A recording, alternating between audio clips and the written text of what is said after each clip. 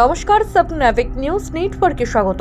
মোটা টাকার বিনিময়ে জাল পরিচয়পত্র বানিয়ে দিত মোহাম্মদ জিয়াউদ্দিন মণ্ডল নামে এক ব্যক্তি। তথ্য মিলতে ইকোপার্ক থেকে অভিযুক্তকে হাতে নাতে গ্রেপ্তার করল রহরা থানার পুলিশ।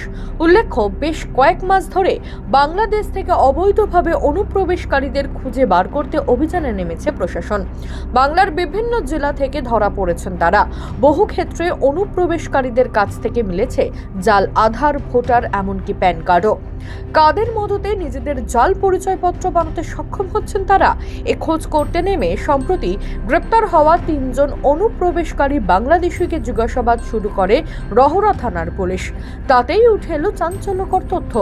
মোটা টাকার বিনিময়ে জাল পরিচয়পত্র বানিয়ে দিত ইকোপার্ক থানার অন্তর্গত ঘুনি পঞ্চায়েতের মোহাম্মদ জিয়াউদ্দিন মণ্ডল নামে এক ব্যক্তি। এ তথ্য মিলতেই অভিযান চালিয়ে অভিযুক্তকে গ্রেপ্তার করল রহরা থানার পুলিশ। রাজা দে, সাবনাভিক নিউজ, রহরা। জয় হিন্দ।